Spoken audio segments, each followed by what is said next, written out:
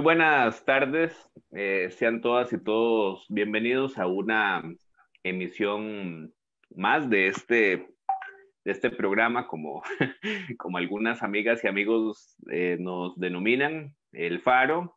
Mi nombre es Héctor Solano y hoy nos acompaña un muy buen amigo, compañero además, em, con quien llevábamos mucho tiempo sin conversar.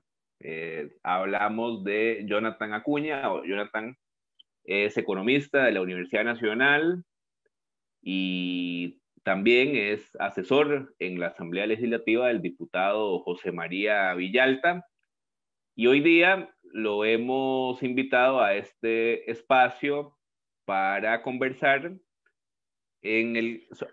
para conversar sobre la discusión que se está dando en la Asamblea Legislativa en relación a la aprobación del presupuesto de la República para el próximo año, que normalmente es una discusión que tiene mucha centralidad en el debate político nacional hacia el final del año, obviamente, pero que en esta coyuntura es una discusión que pareciera tener más relevancia dadas las condiciones económicas y sociales en las que se encuentra el país, dada la pandemia, pero dados los grandes resabios que en materia estructural tenemos como país en materia de pobreza, desigualdad social, desempleo. Entonces, un poco la idea es compartir con Jonathan también algunos conceptos en relación a esta discusión que no solo en nuestro país, sino a nivel de la región y del mundo sobre el papel del Estado también, ¿no? Así que antes de continuar, Jonathan, muy buenas tardes. ¿Cómo estás? Hola, hola, muy buenas tardes, Héctor, y a las personas que nos ven y nos escuchan. Muchas gracias por el espacio para poder tener justamente eso, un diálogo, una conversación sobre un tema que está obviamente muy candente porque durante este mes es que se discute cada año el presupuesto de la República y entonces justamente estas 2 semanas que quedan de noviembre son semanas clave en la discusión porque el presupuesto tiene que votarse en primer debate antes del 27 de noviembre, sí o sí. Entonces son estas 2 semanas donde habrá una discusión más significativa y más visible seguramente para la gente. Bueno, recordarles dos cosas antes de continuar, que estamos completamente en vivo, así que pueden escribirnos preguntas, comentarios aquí abajo. Y lo segundo es que, dada la nueva configuración de Facebook, para ustedes poder ser notificados de este tipo de entrevistas en vivo, necesitan suscribirse a la página. Aquí al lado izquierdo o aquí abajo, según la configuración que tengan, hay una campanita. Entonces le dan ahí, entonces ya de ahora en adelante Facebook les va a notificar que estamos en vivo. Jonathan, entremos en materia. Eh, Discutíamos extra micrófonos, como si fuera programa de radio, que tenemos en el país, y lo hemos visto, sobre todo después del estallido social que tuvimos hace un mes aproximadamente, un empoderamiento peligroso de discursos, eh, de un carácter, si se quiere, más autoritario, que de alguna manera están legitimando posiciones de estigmatización, criminalización en algunos casos de sectores específicos de la sociedad, ¿no?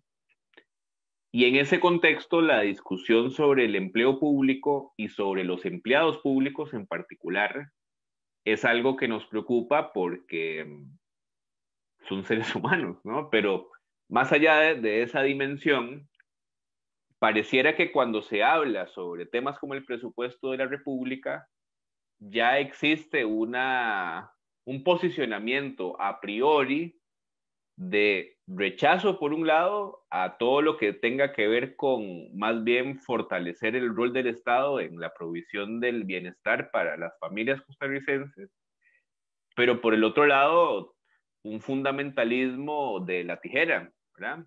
Que incluso el mismo gobierno de Carlos Alvarado, en aras, me parece a mí, de quedar bien muchas veces con sectores del poder económico, se pone en un lugar como de decir, ya hemos recortado demasiado, no podemos recortar más, pero estamos tan a la defensiva en el campo popular que estos sectores no importa, ¿sabes? Como que están en una ofensiva permanente de recortar, recortar, recortar, incluso sin explicar, ¿verdad? Entonces después hay situaciones en las que ministerios, instituciones quedan ante riesgos inminentes de cierres de hecho o técnicos por estas posturas llamadas recortistas. Tal vez un pincelazo, si podés, de cómo está la discusión en el Congreso en relación a los puntos específicos de la discusión sobre el presupuesto, pero tal vez como contextualizando en este marco más amplio y más general. Claro, es bastante evidente que hay una idea preconcebida muy bien posicionada digamos, la opinión pública, en unos términos muy generales y gruesos, que es esta idea de todo recorte es bueno, ¿no? Hay Claro. una idea que ha logrado posicionar una idea así de simple, con tanta fuerza, no es cosa que se logra, digamos, en una discusión coyuntural. Esto ha venido pasando durante mucho, mucho tiempo. Como, pues, obviamente, hilando un discurso que lo que ha hecho es una y otra vez señalar que lo público sobra, que lo público es innecesario, que no hace falta y que es despilfarro, que más bien me pesa, me cuesta, ¿no?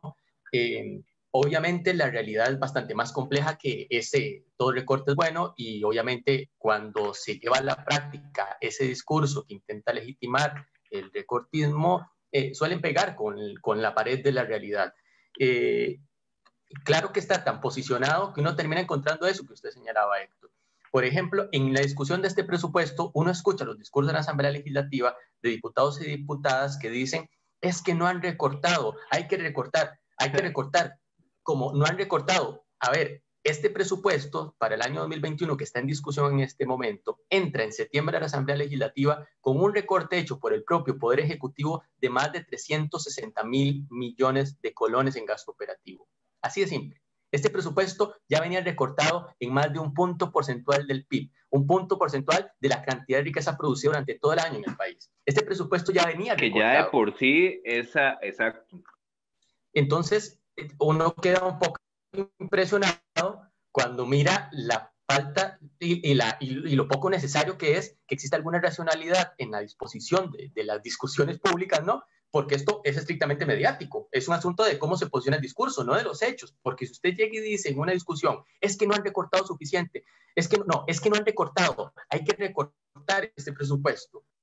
En el fondo está diciendo, no han recortado, pero si usted mira los hechos puros y duros, este presupuesto en gasto operativo venía recortado en más de 360.000 millones de colones.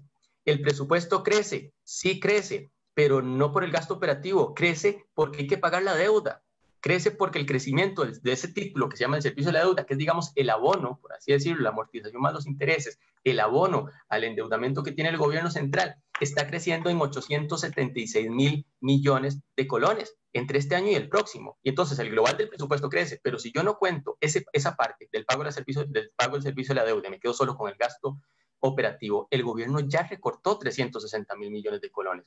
Y entonces uno nota qué tan posicionado está ahí ya ese discurso con cuánta fuerza. ¿Y cómo terminan pegando de nariz cuando se encuentra eso? Luego podemos ahondar un poco más. Claro. Porque en el momento en que se disponen a pegar tijeretazos, siempre terminan tocando elementos fundamentales de la operación del propio Estado y hasta intereses de sus propios sectores. Ahora podemos ver el caso de lo de vivienda, lo que ha venido ocurriendo con vivienda y con los bonos de la vivienda, y terminan tocando la Cámara de la Construcción y se dan cuenta que están cometiendo un error, ¿verdad? Es muy peligroso entrar en esa discusión, en esa dinámica de que se enmarca, que se sustenta en esa idea básica de todo recorte es bueno. No, no todo recorte es bueno. No es bueno, por ejemplo, recortar programas sociales ni la inversión en salud en medio de una pandemia y de una crisis socioeconómica. Una cosa como obvia, ¿no? Como obvia. Y por supuesto que no es bueno recortar la inversión en educación, ¿verdad? Es bastante obvio. Y lo que sí han logrado es hacer creer que todo el gasto público es despilfarro. Lograr crear la idea de que eso es así.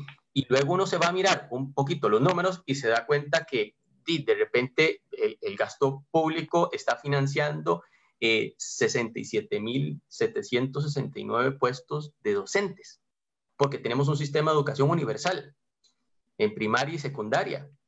¿Podrías repetir el dato? 67.769 puestos de docentes para el próximo año. Ese es el tamaño. Digo, no es una empresa, y por dicha no es una empresa, digamos, con su lógica, pero si la educación pública de Costa Rica fuese una empresa, seguramente sería, si no la más grande, una de las más grandes en tamaño de planilla de toda Centroamérica.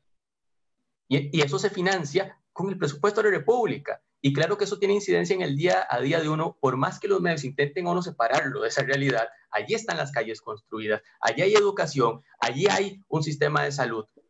Lo público está muy presente en la existencia de uno, pero han logrado volar la idea de todo eso es despilfarro. Pues claro que se necesita plata para pagar una planilla de más de 60.000 plazas para docentes o más de 22.000 plazas policiales. Pues sí, para tener seguridad y educación se necesitan recursos. Entonces, sin duda esto no equivale a negar que en lo que sea ineficiente y lo que sea despilfarro y lo que alguien se esté utilizando de manera que no genera servicios y bienestar para la gente, claro que hay que quitarlo y hay que reorientarlo. Pero eso es distinto a esta idea tan simplista de celebrar que todo recorte es bueno. Los recortes no son todos buenos y suelen tener efectos cuando no son buenos sobre el cumplimiento de derechos para la gente y también sobre el propio sector económico privado. Sí, ahí un poco escuchándote,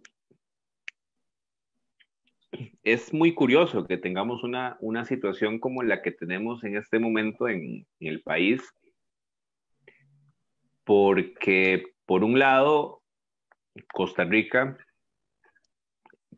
es el país de América Latina, tal vez, al menos de América Central, lejos, pero si querés hacer la cobija más extensa, podría ser cuya desarrollo histórico está y construcción histórico-política más vinculado al Estado, digamos, ¿no?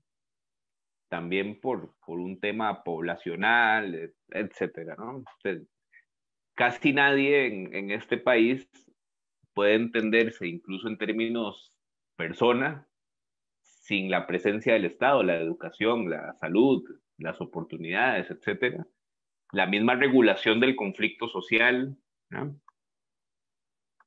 Y después tenemos, por el otro lado, un ambiente internacional de políticas en el cual, a raíz de la pandemia, pero también a raíz de los excesos que se han cometido en nombre, digamos, del fundamentalismo del mercado,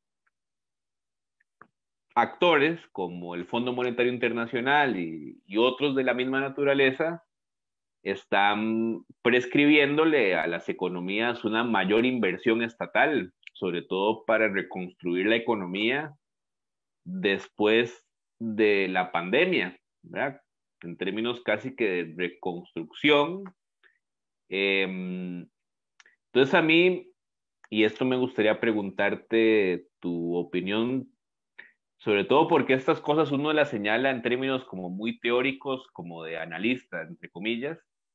Digamos, ustedes ahí en la asamblea, que están todos los días en la pelea, en los debates, en los discursos, esa reflexión pareciera muy extraño, ¿no? Que un país como Costa Rica, que se ha construido sobre un Estado fuerte y que tiene condiciones como las que tiene, gracias precisamente a esa presencia del Estado, tengamos ahora una impronta tan absolutamente antiestatal, ¿no?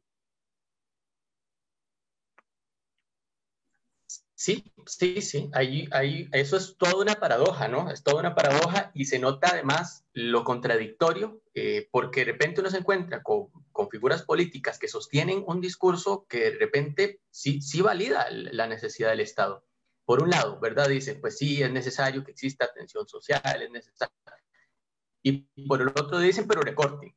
Y no es posible obtener las dos cosas al mismo tiempo. No es posible obtener las dos cosas al mismo tiempo. Siempre está la frase esta que usan casi todos los economistas. A mí pues, me parece que es una frase cierta, pero ojo que hay que usarla con cuidado. La de no hay chocolate sin cacao. Digo que hay que usarla con cuidado porque hay derechos que hay que cumplir y hay que encargarse de conseguir el cacao sí o sí, porque son derechos fundamentales. Entonces no es una excusa de, mira, no hicimos chocolate, no hay derecho a la educación porque no hay cacao, porque no hay plata. No es una buena excusa, no en sociedades modernas que tenemos derechos fundamentales bien resguardados, ¿no? Hay que conseguir el cacao entonces, hay que conseguir el cacao para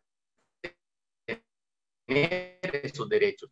Pero uno escucha comúnmente esa frase para legitimar es que no se puede, ¿verdad? No hay recursos suficientes, no hay chance por ahora. Para cumplir derechos fundamentales. Pues no, los derechos fundamentales hay que cumplirlos. Sí ocurre que uno encuentra como ese carácter paradójico de, como usted bien señala, Héctor, de una sociedad que tiene por características desde bien adelantado ya el siglo XX, ¿verdad? Desde esos 40, haber desarrollado un Estado social de derecho creciente, cada vez más capaz de incidir en la existencia de la gente y que por tanto ha incidido. Es que en las biografías personales de uno han incidido. Pues uno viene de educación pública, en universidades públicas, en escuelas públicas, o tiene un familiar que tiene eso, o tiene el acceso a salud, ha ido alguna vez a Levi's, tiene allí las carreteras construidas cuando sale de su casa. Es que lo público está allí muy presente en la existencia de uno. O familiares que de no ser por el sistema de seguridad social ya no estarían con nosotros, digamos. Claro, claro.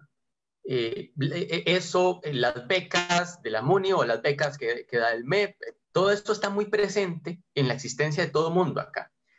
Y entonces uno encuentra paradójico que hayan logrado posicionar también el discurso.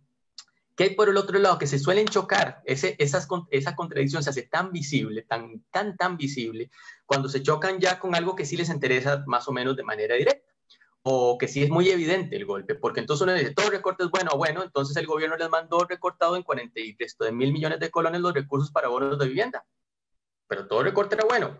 ¿Qué ocurrió? Que es que ese recorte provoca que, por un lado, se incumpla un derecho fundamental, el derecho a la vivienda, para 4.813 personas que se quedarían sin acceso al bono a la vivienda. El derecho, por un lado, el derecho fundamental incumplido. Y por el otro, si eso no les importa, digamos, todo mal que no les importa, digamos, si eso no les importa, del otro lado, hay 18.193 empleos que estimó el BAMBI que no se generarían porque no se construyen esas viviendas. Empleos que se producen en el sector privado. Suele ser en ese segundo punto, cuando se observa de manera tan visible el efecto sobre el sector privado, que dice, mira, sí, que no todo recorte es bueno. Hace poco pasó con un presupuesto extraordinario, si no me equivoco, el segundo, que venían recortados los recursos. Otra vez este gobierno tiene un interés muy grande en recortar los recursos para los bonos de vivienda y venía en ese presupuesto extraordinario un recorte grande para el bono de vivienda. Y en la Asamblea Legislativa se dio una discusión tal que terminaron cayendo en la cuenta de que no se podía recortar todo eso. Porque por un lado hay un efecto en el cumplimiento de ese derecho fundamental a la vivienda para miles de personas y por el otro lado, que seguro eso interesó más, pero bueno, con eso se logró ganar la discusión, sí. Porque la Cámara de la Construcción les dijo, hey gente, miren, ocurre algo, que venimos ya muy mal precrisis, además se nos vino encima esta crisis y ustedes van a quitar recursos que se inyectan al sector privado porque esas casas no se construyen solas, se contratan a privados. Y adivinen, ahí echaron para atrás. Lo mismo está ocurriendo con este otro recorte de 48.000 y resto, no se va a recortar la totalidad. De hecho, le aprobaron 2 mociones al diputado Villalta en comisión para regresar buena parte de esos recursos, pero como que sí logran hacer clic cuando es tan concreto el efecto que se dan cuenta que no está bien hacer eso. El problema es que en la discusión, así como en términos gruesos generales, se pierde el detalle de que esto es lo que ocurre, se incumplen derechos y se afecta también la capacidad de la economía. Y en general como eso se pierde de vista, suena entonces bien esto de todo recorte es bueno. Pues si usted recorta también la compra de suministros, esos, va a decir, el papel que compran las instituciones, pues también se lo compran a privados. Entonces hay unos efectos encadenados inevitables. Pero sí es muy paradójica la forma en la que se posiciona finalmente la discusión, porque es como todo recorte es bueno, pero yo sí que defiendo el Estado Social de Derecho, ¿verdad? Todo el mundo quiere ponerse la camiseta. Yo no es que esté en contra de los programas sociales, pero recorten. Pues no se puede obtener las dos cosas.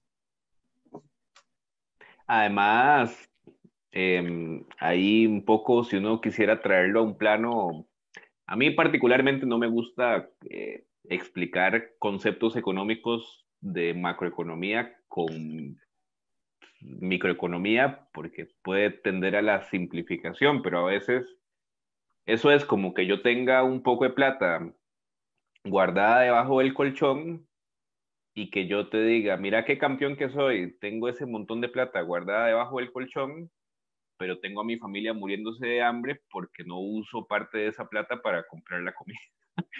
Eh, ahí, Jonathan, un poco, bueno, antes de continuar, tenemos muchos saludos de gente que se está conectando, Stephanie Navarro, Finca Cerro del Viento, Gabo Vargas, Edson Gómez, Luis Arce, no el presidente de Bolivia, Roque Quinteros, Esteban Amador, Diego Zárate, Víctor Víquez, bueno, hay un montón de gente. Tenemos comentarios. Diego Zárate nos dice, es una visión miope de lo público. Uno no escucha que quieran cerrar las superintendencias o recortarles presupuesto, o fusionarlas, recortan instituciones del Estado benefactor como si como si fueran solo esas instituciones. Acá nos dice otro, saludos, esto es mejor que ver a Daniel Zúcar en Monumental. Ahí un poco pueden seguir dejando comentarios. Antes de continuar, recordarles que estamos completamente en vivo, así que pueden dejar más comentarios y más preguntas. Y recordar lo que recordamos al comienzo, que dada la nueva configuración de Facebook, es clave y es fundamental que le den clic a la campanita que aparece al lado derecho, porque eso es lo que va a permitir que se les notifique cuando hay entrevistas como esta que tenemos hoy día con Jonathan Acuña. Retomando, Jonathan, aquí también hay una falsa dicotomía entre lo público y lo privado, ¿ah? Que es perversa porque muchas veces supone poner en un plano supone problematizar la desigualdad social como si fuese un asunto de trabajadores del Estado contra trabajadores del sector privado.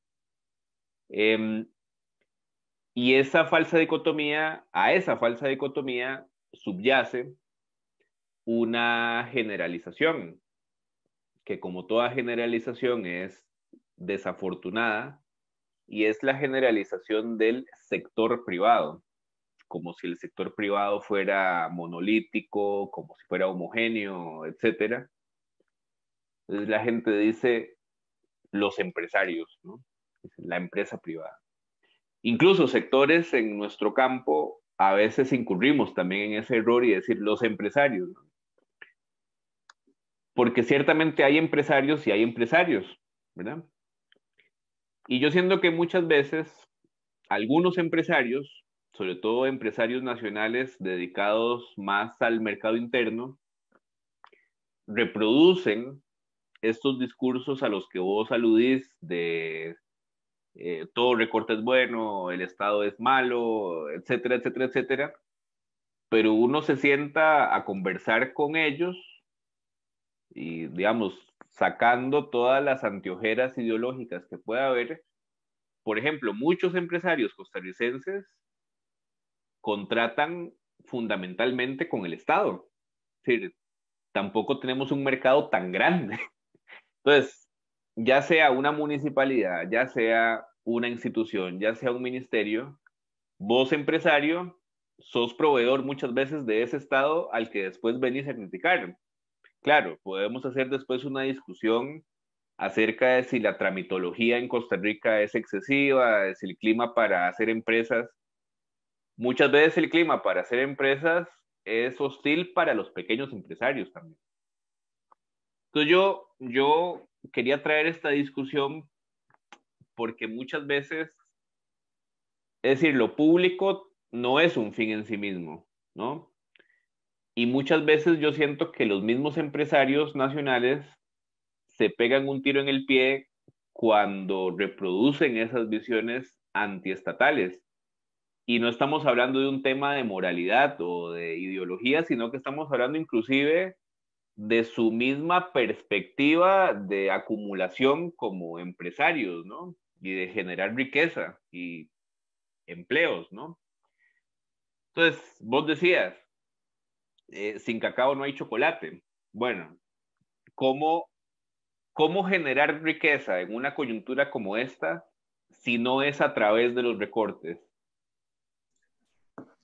Claro, posicionar una idea antes que tal vez no la dejé clara. Obviamente también hay un factor objetivo por el cual esta discusión está así también, ¿no?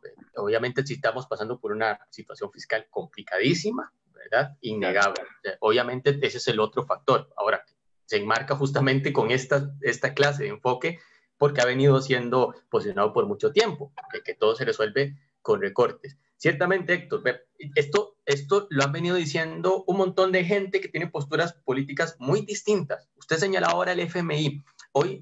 Ayer, me llegó un pronunciamiento del Consejo Asesor de la Facultad de Ciencias Económicas de la UCR, ¿verdad? Que suelen ser en materia económica, han sido, hasta conservadores, por decirlo, en la discusión de la pasada reforma fiscal y apoyaron la reforma fiscal, apoyaron la regla fiscal, etcétera. Ellos mismos vienen a decir hoy que miren, hay un tema, dicen, que la situación está generando una fuerte recesión, la situación de la pandemia, que eso reduce la capacidad de gasto en el sector privado y que entonces hay menos demanda en el país. Y que ante esa coyuntura, si se combina esa contracción que ya se da en el gasto privado con una caída significativa en el gasto público, se puede profundizar la recesión que se vive actualmente. Solo dice el Consejo Asesor de la Facultad de Ciencias Económicas. Y lo sostiene el FMI, lo sostiene CEPAL. No es casualidad, ni es que nadie esté aquí, digamos, creyendo que el Estado, como usted dice, debería servir como fin en sí mismo, como aprovechemos la pandemia para hacer crecer el Estado. No. Lo que ocurre es que efectivamente, si la economía va así de mal en el sector privado, porque lamentablemente se dieron los cierres durante mucho tiempo y entonces mucha gente ha quedado sin empleo, toda esa gente tiene menos capacidad de salir a consumir al mercado y por tanto se genera una especie de bola de nieve. Esa gente que se quedó sin empleo, se quedó sin plata para ir a consumir a otros negocios y por tanto esos negocios comienzan a ir peor y entonces terminan echando a más gente que se queda sin empleo que no puede ir a consumir. Así. Y hay un factor aquí. Porque, de nuevo, esto, ahí sí yo coincido con usted, no sirve bien la metáfora del hogar, ¿no? Porque aquí hay otro factor. El otro factor es el Estado, que tiene capacidad de invertir recursos para reactivar las economías. Lo común que invierta en infraestructura, ¿verdad? Invierte en plata en infraestructura, ¿verdad? Que por un lado tiene beneficio en el largo plazo, porque así mejores carreteras, más conectividad para las empresas, etcétera, pero por el otro porque genera empleos en el corto plazo. Y eso no es un invento, no es una novedad y es lo que se hace en el mundo. Y claro, nosotros tenemos particularidades. Una particularidad es que veníamos ya con una situación fiscal muy fregada de previo a esta crisis. Ustedes recordarán que, si no me equivoco, fue en febrero que convocaron al exministro Chávez a la Asamblea Legislativa antes del primer caso de COVID en Costa Rica. Y lo convocaron porque igual aún con la aprobación de la reforma fiscal en 2018, que muchas personas dijimos era insuficiente, terminó siendo insuficiente y seguían sin cerrar los números, el crecimiento de la deuda seguía siendo muy acelerado y entonces le dijeron, venga, usted proponga un plan. Se le ha ocurrido al hombre terminar diciéndolo el secreto bancario y le ha hundido. Y pero le dieron por la cabeza, claro. Sí. Y bueno, pero eso es una prueba de que ya existía una situación fiscal muy complicada de previo a la crisis. Y llega esta crisis.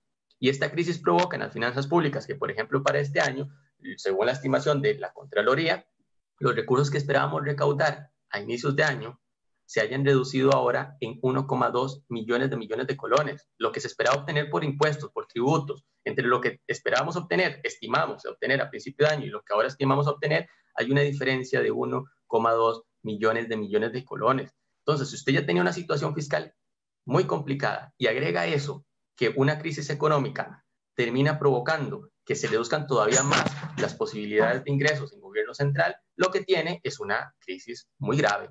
Y claro que uno entiende eso y que entonces no será lo mismo seguro que otro país que tenía, digamos, un mayor equilibrio en sus finanzas públicas y que podrá entonces, digamos, emprender planes más ambiciosos de inversión pública ahora. Eso es cierto, pero por otra parte, sin duda los recortes no van a ser una solución y más bien acrecentarían este problema, que el sector privado va mal y entonces el Estado invierte menos y entonces la economía va todavía peor. No lo solventarán los recortes y lo está diciendo mucha gente muy distinta, desde lugares políticos muy distintos, desde el FMI, desde CEPAL, desde la Facultad de Ciencias Económicas de la UCR y otras personas, por ejemplo, que formamos parte de organizaciones progresistas. Entonces, no es tampoco un asunto que esté como en una disputa estrictamente político-ideológica de parte de Aguas, ¿no? Es que sí parece ser una cosa que dicta el propio sentido común y la experiencia internacional, además. Eh, y decir entonces claro, uno lo que encuentra, y yo coincido con su lectura, o sea, aquí tampoco es posible realizar digamos, una comprensión de la realidad que meta a todo el empresariado en el mismo saco. Sin duda, no están todos en el mismo saco, ¿verdad? Y es un error, digamos, intentar comprender la realidad a partir de una lectura así. Y sí termina ocurriendo entonces que parte de ese empresariado, el que es honesto, ese empresariado que además tiene esa vinculación porque realiza contratos con el Estado y de manera honesta paga sus impuestos y le vende servicios o bienes al Estado, termina replicando esto en contra de sus propios intereses. Es decir, en términos de... Eso es lo más paradójico. Sí, en términos de incentivos estrictamente individuales, no es ni racional, no llega ni a ser racional. Ya no pensando en el Estado social de Derecho o en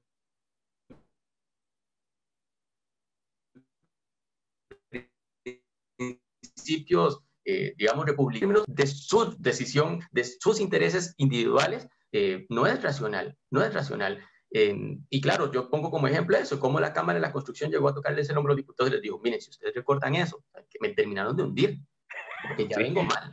Recorten eso y me terminan de hundir porque, adivinen, es que esa plata no es como, seguramente, no lo habrán dicho así, pero digo, como esta imagen pública de los recursos del presupuesto se botan en un basurero, no ocurre así. Mira, que esta parte no se bota en un basurero, es que con esto nos contratan a nosotros para construir vivienda de interés social para la gente, ¿verdad?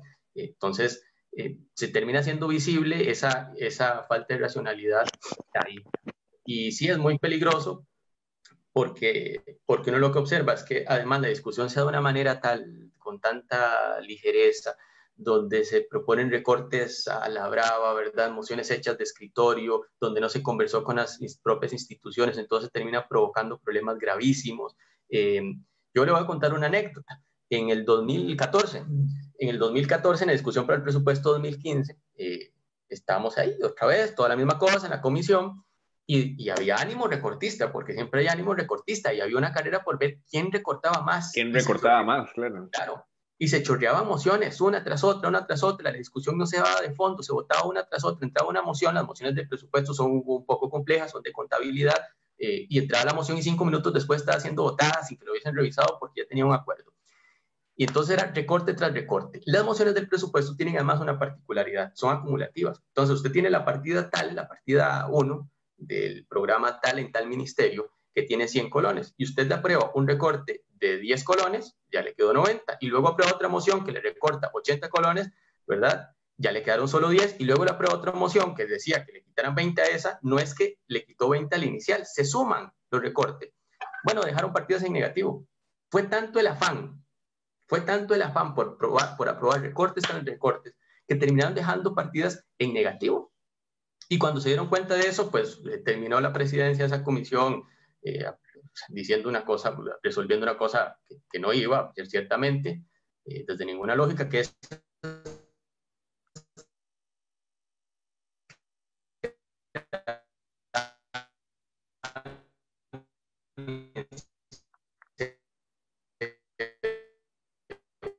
las que que quedaron en negativo. Es que las instituciones, ¿de qué provoca una reducción o para qué sirve esa partida? Comete un error. ¿Por qué? Porque el presupuesto no es muy transparente. No es muy transparente en términos de qué en concreto se hace con esa plata, ¿ya? Entonces a uno puede llegar y sonarle, ¿cómo que pago de servicio de electricidad 200 millones acá? Quitémoslo, porque el presupuesto no dice qué en preciso. Otra anécdota, le recortan justamente agua y electricidad a un programa ahí que se llama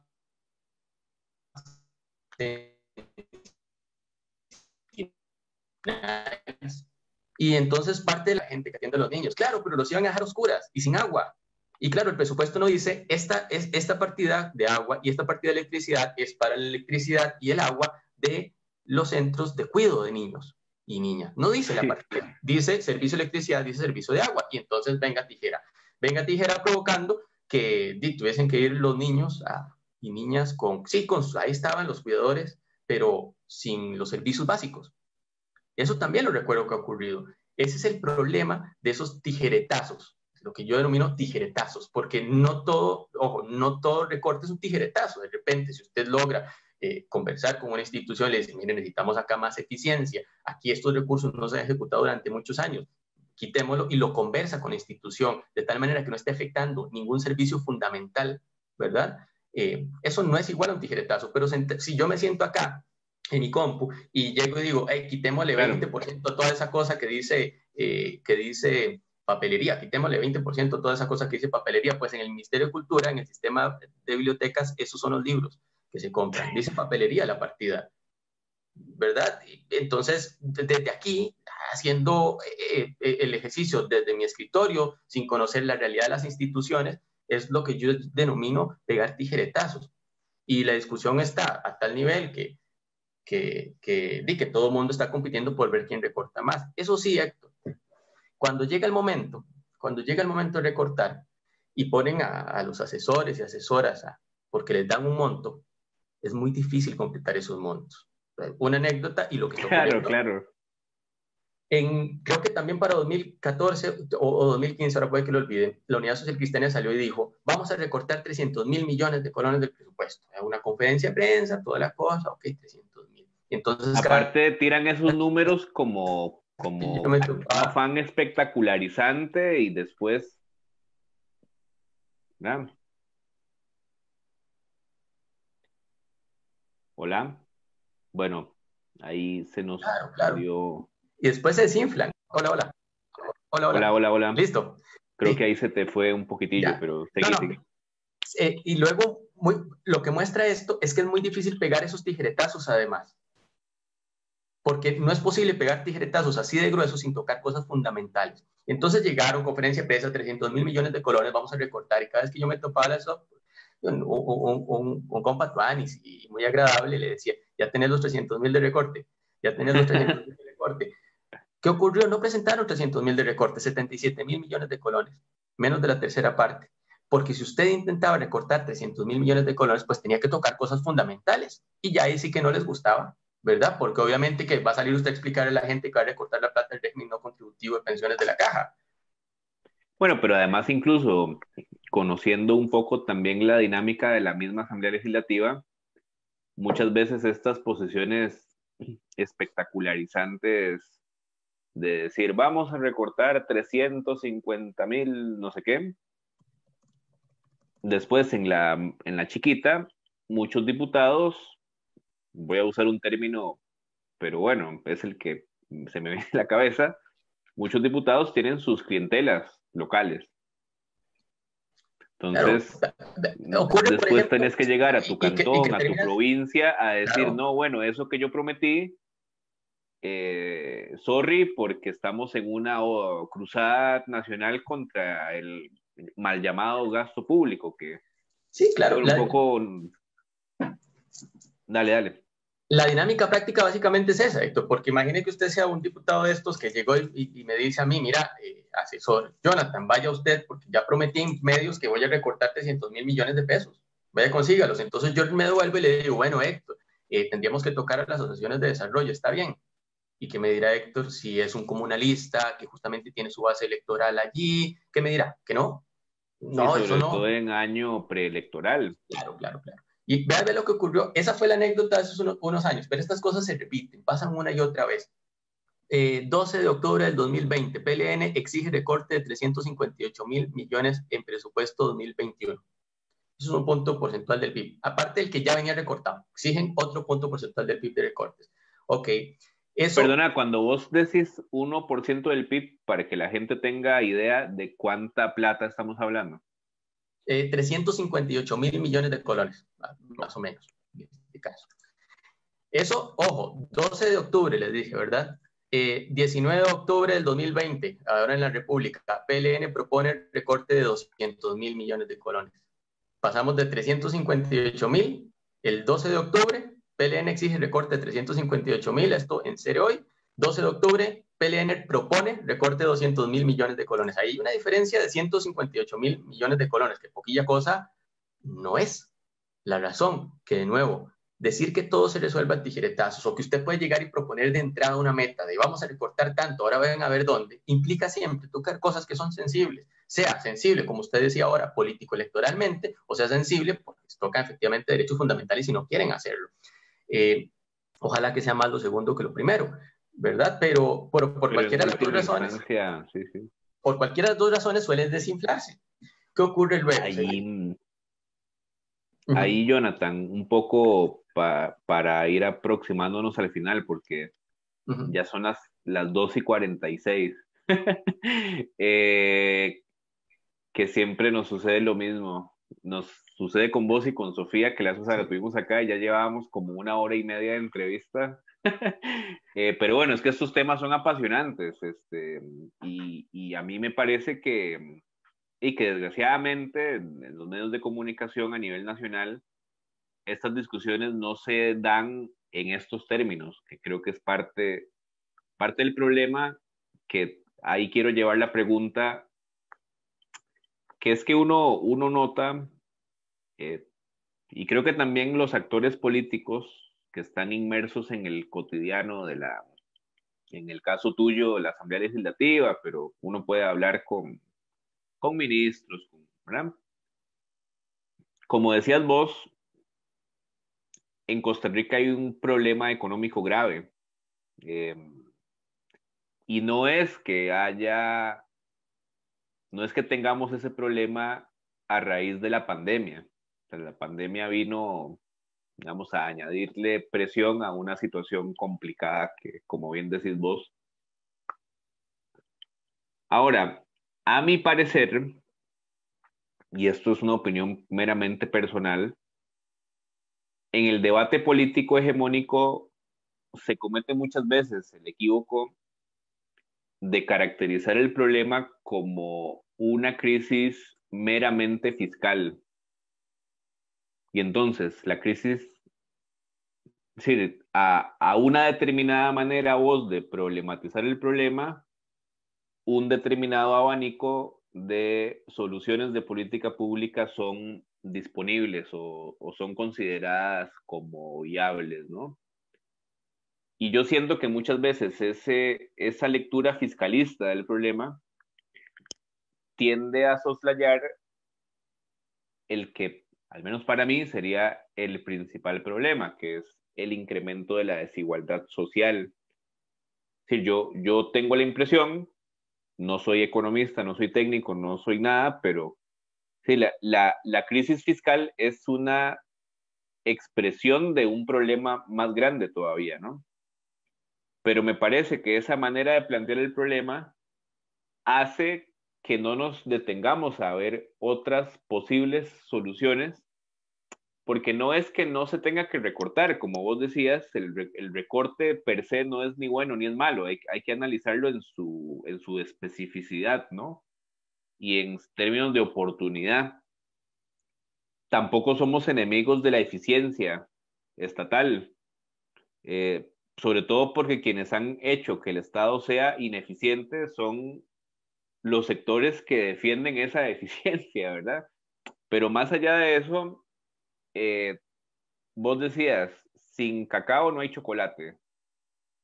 Y ahí quiero llegar al punto bueno, vos sos asesor en este cuatrienio, pero bueno, también fuiste asesor en el anterior, que bueno, ahí fuimos compañeros de trabajo. Ahí quedó el informe de los papeles de Panamá. En Costa Rica, en este mismo espacio, tuvimos una conversación con Rodrigo Chávez hace meses, que Rodrigo Chávez no es ningún ni chavista, ni comunista, ni nada de eso. Cálculos conservadores, evasión, elusión fiscal por arriba del 4 o 5% del PIB y cálculos más por ahí del 8%. ¿Por qué en la Asamblea Legislativa? Yo sé que a vos la pregunta que te voy a hacer te va a parecer muy obvia, pero bueno, ¿por qué en la Asamblea Legislativa no hay ambiente político para discutir ese tema, por ejemplo? ¿O por qué desde hace meses el proyecto que presentó Villalta para grabar por una única vez las grandes riquezas de determinados sectores ni siquiera está, o sea, ni siquiera se toman la molestia de decir estoy en contra? Simplemente no se discute, ¿verdad? Entonces, a tu criterio vos, ¿por qué tenemos ese excesivo énfasis en soluciones de recorte de la inversión pública? Incluso nosotros mismos en el lenguaje decimos gasto. Bueno, ¿por qué no decimos inversión? ¿Y por qué no se discuten esas otras políticas para construir soluciones, si se quiere, más equilibradas? Claro, pues sí, la percepción que uno tiene, y creo que la experiencia misma lo ha mostrado, es que cuando uno está hablando de política fiscal, es quizás uno de los momentos, no diré que el único, pero uno de los momentos donde se hace más visible el problema de la calidad de la democracia. Quiero desarrollar un poco esa idea. ¿Qué ocurre? Dale, dale. Se supone que en democracia, ¿verdad? La opinión y la postura política de Héctor y la mía debería empezar igual, ¿verdad? Y que Héctor y Jonathan deberían tener el mismo nivel de incidencia siempre. Eso en términos de una democracia perfecta que seguramente los humanos no seamos capaces de construir, pero eso no quiere decir que no tengamos que aspirar a eso. Y es uno de los principios fundamentales. Una persona, un voto, cada ciudadano influye igual. Lo que ocurre es que realmente no es así en la práctica. Y la experiencia misma lo muestra. Tienen muchísima más incidencia quienes tienen más capacidad económica. Y eso es un problema democrático. Ya no se restringe ni a la discusión sobre evasión ni sobre política fiscal. Va mucho más allá, pero creo que se hace más visible en la discusión de política fiscal porque es el momento en el que comenzamos a discutir cómo se financia el Estado. Entonces se tocan bolsillos y por eso se hace más visible. Pero ¿qué ocurre, Héctor? Vean, ahora que usted mencionaba lo del exministro Chávez. El exministro Chávez lo único que dijo es, miren, señores, ustedes saben que Costa Rica ya comparte información cubierta por secreto bancario con otros países sin necesidad de que lo autorice un juez. Eso ocurre desde el 2016. En el 106 cuartos del Código de Normas y Procedimientos Tributarios dice que si Costa Rica tiene un convenio de intercambio de información con otro país y ese país, pongan por caso Estados Unidos o Vanuatu, porque también tenemos con ellos, nos piden información de algún residente de ellos que están investigando por potencial evasión, por ejemplo, que está en poder de bancos acá, la administración tributaria llega y le dice al banco, miren, pásenme esta info que me la están pidiendo en Estados Unidos. Y se acabó. No se necesita ir donde un juez de la República para que dé el permiso. Eso es así desde ya. Es más, Estados Unidos, por ejemplo, puede solicitarnos información por suministro. ¿Qué significa eso? Que no están investigando a Jonathan, a ese residente de los Estados Unidos en preciso, sino que le dice, todos estos que tienen estas características, que tienen cuentas en sus países, pásenme toda la información. No de alguien que están investigando. Eso se hace ya, sin necesidad de autorización de un juez. El señor exministro fue y dijo, hagamos eso mismo para Costa Rica, que nuestra administración tributaria pueda pedir igual la info por suministro y además sin necesidad de autorización judicial. Y ustedes vieron lo que ocurrió, ¿verdad? Salieron las fotos de Albino en medio de debates y que esto era una propuesta contraria a los derechos fundamentales y chavista, dictatorial y bla, bla, bla, porque ya ocurre, ya existe, ya lo hacemos con otros países, todo lo que la nuestra no puede. ¿Qué es lo que está en juego ahí? Pues que la gente que utiliza esos mecanismos de secreto que le sirve retrasar el proceso para que llegue esa información a manos del Ministerio de Hacienda no quiere que ocurra. Así de simple, porque yo ahí sí que se lo puedo decir a cualquier persona mirándole a los ojos, Héctor. ¿qué es lo que tenemos la mayoría de los ciudadanos y ciudadanas en este país? La cuenta donde nos depositan el salario o donde metemos en la plata de nuestro negocito, y no, entonces no tenemos problema alguno en esconderle nada a nadie. Sí, claro. Pues sí, y entonces es impresionante más cómo hasta logran incidir en gente que de repente uno encuentra a alguien que lo que tiene es lo mismo que yo, la cuenta donde me depositan el salario, eso es todo lo que tenemos mes a mes, y estaba reclamando, ¡ay, qué peligroso que le den ese chance a la administración tributaria! A ver, eso ya ocurre en el resto del mundo. ¿Y qué ocurre? Que inciden y mucho. Nosotros ya habíamos presentado desde el cuatrienio pasado, la fracción anterior del Frente Amplio presentó un proyecto para hacer eso. Porque claro, cuando yo vi que se aprobó para el resto del mundo que eso se hiciera, sí recuerdo que le dije a los diputados, hey, esto tiene que ocurrir para los nuestros. El proyecto de 19.639, si no me equivoco, lo presentamos en 2016, 2017. Pensando en eso, ¿verdad? Y obviamente eso estuvo allí muerto, estuvo una vez a punto, Héctor, de ser dictaminado, y expresamente allí a mí me lo dijeron en la comisión, a punto de ser dictaminado, levantaron teléfonos y dijeron, eso no se aprueba. Y se armó un pleito, recuerdo un diputado de la Unión Social Cristiana, me pegó hasta gritos a mí, me dijo que le había engañado con algo, ¿no? Y yo le dije, pero usted firmó el informe, fue porque lo leyó, ¿verdad? Levantaron teléfonos y lo pararon, digamos, puesto allí en el punto de penal para salir de comisión, y lo frenaron. ¿Quién frena eso? Ni usted, ni yo, ni la ciudadanía en general, porque a nadie le va a responder el teléfono a un diputado en medio de la discusión. Y ese es el problema, hay un problema democrático de fondo, porque la política fiscal, ojo con eso, es política. Ojo con eso, es política, no es un asunto nada más de técnicos. El otro día, ahora que mencionaban al comentarista Daniel Zucker, yo algo le puse en redes, porque él decía algo así como, qué barbaridad que estuviesen convocando a gente muy diversa para hablar de política fiscal, que eso se resolvía solo entre unos expertos. Pues los expertos tienen postura política, porque no son neutrales las decisiones. Voy a exagerar un poco acá. Héctor, si esto fuese solo un asunto de técnico, esto fuese un asunto nada más de técnica pura, sin ningún otro efecto sobre el resto de las cosas en el mundo, entonces el gobierno llega y dice, hay que hacer un ajuste de 2 billones de colones, reducir el déficit en 2 billones de colones. Si esto fuese pura técnica, yo acá en mi cuarto les digo, bueno, 2 billones de colones, fácil. El presupuesto para el otro año del MEP es de 2,6 billones de colones, quitémosle 2,2 billones al MEP y cerramos la brecha. Claro. En términos de lo estrictamente fiscal, si uno cometiera la tontería de creer que la crisis es solo fiscal y que el resto del universo no existe, que fuera de estas 4 paredes no hay nada más sobre lo que tenga efecto, yo le diría, pues 2 billones hay ahí, cierren escuelas, que se queden el próximo año miles de niños y niñas sin educación pública, porque con eso se solventa el problema fiscal. Sí, bueno, pero eso.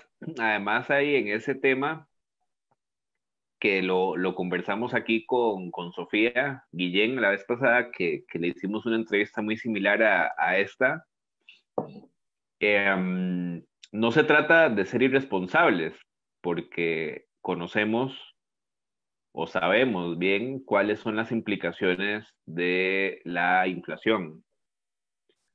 Dicho eso, si el problema fuera eminentemente fiscal, el Banco Central podría subsanar con las reservas que tiene el problema fiscal que hay. Es decir, si el problema fuera solo fiscal, bueno, agarras un poco de plata y la moves de un lado para otro. Bueno, obviamente no es así de fácil, ¿no? Claro. Ese es otro buen ejemplo de ese problema, Héctor, que es el de creer que hoy solo tenemos una crisis fiscal. Eso es o malintencionado o tonto. O sea, solo pueden haber o las dos, sí. Porque ocurre algo. Al lado de esto, tenemos el desempleo en más de 20%. La cantidad de personas que cayeron en condición de pobreza aumentó por mucho. O sea, estamos en una situación que no es solo una crisis fiscal, también tenemos una crisis socioeconómica y una crisis de salud. Y si usted se olvida de esas cosas, y voy a agregar una más que está de sombrilla toda una crisis ecosistémica, evidentemente, pero si usted se olvida de esas cosas y cree que lo único que importa es la crisis fiscal, puede cometer unos errores gravísimos, porque en el momento en que usted mueve aquí algo, en este cuarto que solo se trata de la crisis fiscal, ¿no? Acá que yo me he enloquecido y creo que todo el asunto es resolver solamente la crisis fiscal, termino proponiendo cosas que agravan las otras crisis, que tienen efectos sobre las otras crisis, que se salen por estas ventanas porque no hay opción porque en el momento en que decido algo en materia política fiscal, tiene efectos sobre lo socioeconómico, tiene efectos sobre lo ecosistémico, tiene efectos sobre el sistema de salud.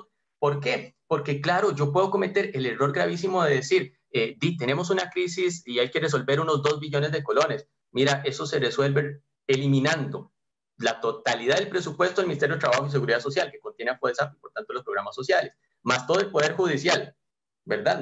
Seguro no pasa nada en una democracia no tener Poder Judicial. Todo el MOP y todo el Ministerio de Salud. El ministerio, y todo el ministerio, eso para alcanzar el ajuste necesario. Habría que cerrar el Ministerio de Trabajo, el Poder Judicial, el MOP y el Ministerio de Salud en medio de una pandemia. Ok, es muy obvio para todo mundo, ¿no? Que si ese economista enloquecido que cree que la única crisis que existe es fiscal y que lo fiscal no tiene contacto con el resto de la realidad socioeconómica, pues es muy obvio para la gente que estoy cometiendo un error gravísimo, porque si elimino el Poder Judicial completito, pues se acabó la democracia, ¿no? Ya no hay república. Si en uno de esos poderes no hay república, si elimino los programas sociales en medio de una situación socioeconómica como esta, los niveles de pobreza crecerán de una manera radical aún más. Y si elimino el Ministerio de Salud en medio de una pandemia, como que tendríamos un problemilla. Entonces, ese es el tema. No es negar la necesidad de ganar en eficiencia en el gasto público. Por ejemplo, ahora se está discutiendo un muy buen proyecto para hacer más eficiente los procesos de contratación, y eso va a generar ahorros. Y eso, del lado de la izquierda, no tiene oposición. Y si discutimos de un recorte preciso que efectivamente se demuestre que genera una ineficiencia, que no está generando ningún bienestar para la gente, no hay oposición. El problema es instalar esa lógica de todo recorte es bueno y que el gasto público completito sobra o es inútil. Y no es así, porque el detalle importa en estas discusiones. Y cuando se discute política fiscal, entonces ocurren esas dos cosas en ese momento. Uno, todo lo que se discute en el marco de la política fiscal tiene efectos fuera. Tiene efectos sobre lo socioeconómico, sobre el cumplimiento de derechos humanos, tiene efectos sobre lo ecosistémico, ¿verdad? Porque también le podría proponer que para resolverla venga minería a cielo abierto y petróleo para adelante, y resolvimos la crisis fiscal, ayudando a llevar un poquito más el planeta al abismo, pero y también tiene efectos sobre el sector privado que ya conversamos. Fuera de ese marco de la política fiscal hay efectos inevitables. Y por otro lado, en la discusión de política fiscal hay política, no técnica nada más. Claro que la técnica importa para poder determinar los efectos de una medida. Para eso estudia gente sobre política fiscal y entonces comprendemos el funcionamiento de la institucionalidad y sabemos realizar estimaciones de impacto, etc. Eso es cierto, pero es una mentira absoluta y además una manipulación absoluta. Que llegue yo y les diga, mire, es que eso es cosa de economistas, aquí el economista soy yo, Héctor, pues que ustedes no tienen nada que discutir sobre esto. Creo que ahora recuerdo que ese mensaje al que yo contesté era porque decía que habían invitado a una organización de mujeres. ¿Qué cómo que? Claro. A ver, como que también hay impactos para las mujeres y que tendrían que pronunciarse sobre esto. Pero además es manipulador, Héctor, porque en el fondo, cuando uno dice esto es un asunto de técnicos, lo que quiere es vestir de técnica la postura política que uno tiene. Y yo creo que eso es deshonesto con la gente. Eso es deshonesto con la gente. En democracia está muy bien y es una cosa que yo defenderé siempre, que haya gente que tiene posturas políticas distintas a las mías. Está muy bien. Pero también tenemos la responsabilidad de decirlo de frente. Yo soy economista con una postura política definida progresista. Hay que decirlo porque eso ya no es un asunto que resulte de esta hojita de Excel que tengo enfrente, Héctor. Resulta de una forma de mirar al mundo, de una ética y de una ideología con la que uno se posiciona frente a la realidad. No hay forma que resulte, digamos, de esta hojita de Excel que tengo acá abierta, el resultado perfecto, neutral, de resolución de la crisis fiscal. No hay un resultado perfecto y neutral. Esto va a ser resuelto como ha sido siempre y como será siempre en la historia de la humanidad a través de un proceso político, Y entonces, claro, esto es de técnicos, esto déjeselo a los economistas, esto no es para la gente, esta discusión. En el fondo lo que termina ocultando es que son los que dicen eso, todos tienen la misma postura política respecto a este tema, y lo que quieren es ocultar que tienen esa postura y decir que solo es un asunto de técnica. La técnica importa, guía, pero no puede sustituir nunca las visiones político-ideológicas éticas de la gente. Eso no lo sustituye un Excel, y hay que tener claro eso.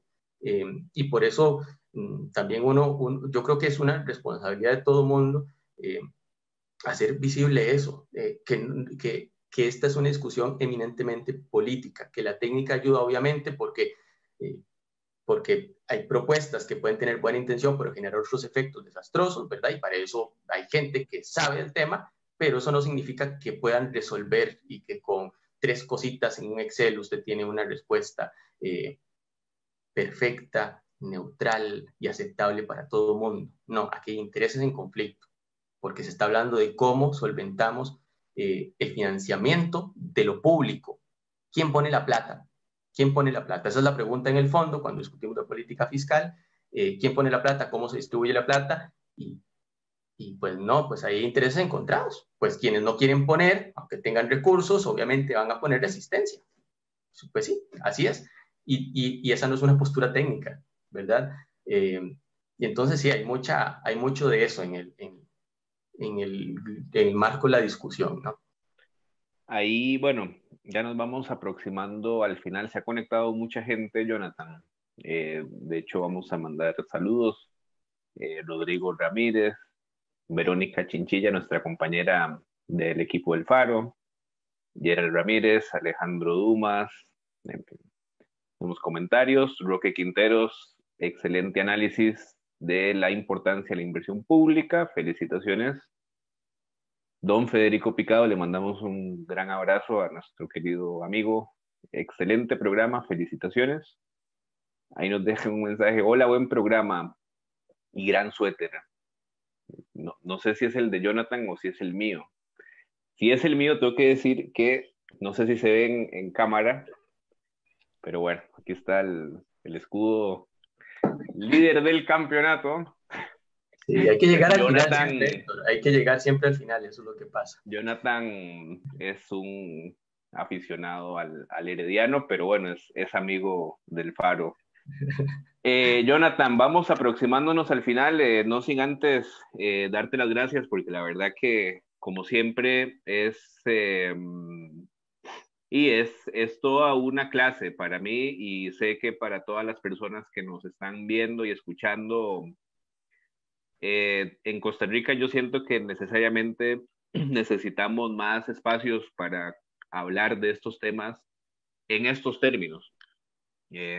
Desgraciadamente, la hegemonía neoliberal no solamente pasa por un tema económico o de régimen de acumulación, sino que también tiene que ver un poco haciendo nuestras tus palabras, tiene que ver con la posibilidad de que podamos ampliar más el abanico de la discusión y que la gente pueda problematizar teniendo esa posibilidad de escuchar varias problematizaciones y no solamente una, que creo que es el rasgo que vemos en los medios hegemónicos en nuestro país y bueno, un poco desde ese afán es que hemos dado vida a este espacio, el Faro, obviamente con muchas limitaciones, no tenemos los recursos que tienen las grandes cadenas, etcétera. Pero bueno, ahí hacemos un intento y te agradecemos por el tiempo, por el espacio. Una hora, llevamos más de una hora y todavía nos siguen llegando comentarios. Así que bueno, si querés un cierre para ya ir, para cerrar. Pues coincido, Héctor. Yo creo que un problema grave en esta discusión pasa por la generalización y la simplificación del debate. Eso es un problema gravísimo. Y yo también tengo conciencia de eso, Héctor. Obviamente, una idea bien simplista, ¿no? Circula muchísimo más que una explicación compleja de lo complejo. Pues sí, es así lamentablemente.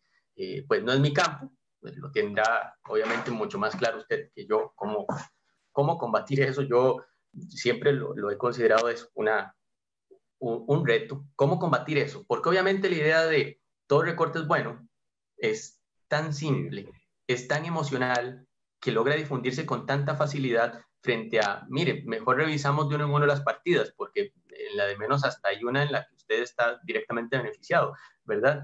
Ese es un tema, pero yo creo que obviamente por un asunto de principios, ¿no? no se puede tampoco desde las fuerzas progresistas apuntarse a ese mismo nivel de debate, ¿no? Esto no es un asunto de espectáculo ni de quién sea el mejor, parecen youtubers, ¿no? No va de eso, porque no se resuelve lo real, lo estructural, lo profundo, no se resuelve con esas simplezas. Pues sí, puede ser que circule menos el mensaje, pues eso es bastante evidente que es lo que termina ocurriendo, que el mensaje es simplificado. Pero hay un reto muy importante, creo, para las fuerzas progresistas. Por un lado, esfuerzos como este que están realizando ustedes de generar un espacio que genere, digamos, chance de otras discusiones desde otras perspectivas. Eso es muy importante. Y por el otro, encontrar el equilibrio entre no simplificar así como están haciendo sus ideas, no simplificar las nuestras, pero al mismo tiempo hacerlas capaces de circular, ¿no? Capaces de incidir. Esta es una discusión muy seria, estamos atravesando por una crisis socioeconómica que seguramente para gente de nuestras edades, sector, es la más grande que hemos experimentado, porque esta supera esa del 2008, la supera. Es una crisis realmente profunda, con unos efectos sobre una gran cantidad de gente realmente fatales, brutales, la cantidad de personas que han quedado sin empleo con sus jornadas reducidas, la precarización laboral que se ha provocado. Es realmente una crisis que tendría que llamarnos a tener un poquillo de seriedad y no tomarnos esta discusión como la discusión de una mejenga. Porque claro, sí, cuando hablamos de la Liga Heredia, pues uno tiene cosas claras, como uno, hay que llegar a ese semisector, hay que llegar a esas semis antes, hay que cruzarlas. Pero allí se vale que compitamos así. Pero en la discusión, porque en esa no pasa nada. En esa, pues se irá Héctor a dormir todo enojado esa noche, y le apagó el televisor enojado a las 10 y no pasó nada. Pero en estas otras no puede tomarse uno la discusión política como una mejenga. Y eso es lo que me da a mí muy mala espina de parte de comentaristas o de políticos que están intentando, que es lo que conversábamos al inicio, posicionar esto en términos de una mejenga, de una discusión de mejenga, de aquí la cosa es que mi idea gane, no importa los efectos que tenga. Pues ojo, porque de repente les va muy bien, pero eso es una irresponsabilidad tremenda y generará efectos negativos sobre miles de personas. Y entonces apuntarse también como a ese ritmo de baile, yo no creo que sea lo adecuado. Esta es una discusión muy seria, tenemos una crisis, termino con esto, fiscal, una crisis socioeconómica, que nadie se olvide de eso, aunque parezca que se quieren olvidar de eso. También hay una crisis socioeconómica, también hay una crisis de salud, y por supuesto hay una crisis ecosistémica. Entonces, si uno no pasa por alto eso, tiene más chance de conversar. Este país va a requerir, para cruzar esto, cuidando a la gente, cuidándonos entre todos y todas, de un acuerdo político. Es inevitable. Nadie tiene suficiente músculo como para llegar a imponerse. De repente uno dice dichosamente, yo creo que dichosamente, pues de repente nos recetarían algo mucho peor. Entonces, eso requiere de construir un acuerdo, y yo pues, seguro suena un poco iluso, inocente, pero lo cierto, Héctor, es que en el siglo pasado este país construyó unos acuerdos que vistos desde hoy parecen imposibles, ¿no? Imposibles. Sí. Y entonces seguramente si queremos salir bien de esto, con dignidad para la gente, lo que corresponde es que reeditemos esas capacidades que tuvimos en el pasado para construir acuerdos que parecían imposibles, donde las propias élites se apuntaron a decir, mira, sí, a mí me reditúa tener un país con estabilidad, a mí me reditúa también, hasta para mis intereses, digamos, más específicos, me reditúa tener un país que tenga un sistema de salud, ¿no? Si logramos reinstalar esa lógica, yo creo que tendríamos chance de construir una salida digna. La otra es la salida de las patadas, y la salida de las patadas no es que todo el mundo recibe patadas, ese si no hay para todos, no hay patadas. Que fue, no, hay unos que están dando patadas muy tranquilos y los otros siendo pateados. Esa es la otra posibilidad de salida. Y pues sé que la mayoría de la gente no va a querer eso, ¿no? Lo que pasa es que sí, que hay también una discusión de intereses egoístas que se posicionan y que estarían dispuestos a vender logros históricos de este país. Cuando uno lo ve, que ahora defienden esto de las jornadas de 12 horas, logros históricos fundamentales en este país, echarlos atrás yo lo que digo es para vivir en los escombros, para vivir bien sobre escombros, sobre los escombros del resto de la, de la sociedad. Se equivocan, obviamente, ya han visto lo que ocurre con los estados fallidos, ¿no? A ver si les va bien también produciendo los estados fallidos, pues no, seguro les va bien, también empeoran sus negocios, ¿verdad? Es una tontería lo que estarían cometiendo, pero yo mantengo eso, la esperanza de que estamos a tiempo con posibilidades de construir un acuerdo de esos que ojalá en 40 años quienes los estudien digan, mira, esto también parecía imposible en ese momento. Bueno, Jonathan, muchísimas gracias por esa reflexión, y darle las gracias a todas las personas que nos han escuchado en esta tarde de viernes. Recordarles que mañana vamos a tener un foro a propósito de la Semana Nacional de las Personas con Discapacidad, para que estén atentos. Y bueno, en las próximas horas, días, vamos a estar subiendo esta misma entrevista a nuestro canal en YouTube y a nuestra página web, elfaro.co.cr, para que la puedan visitar. Así que bueno, por lo pronto nos vamos despidiendo. Le damos las gracias otra vez a Jonathan y desearle a todas y a todos un feliz fin de semana. Nos vemos. Pronto.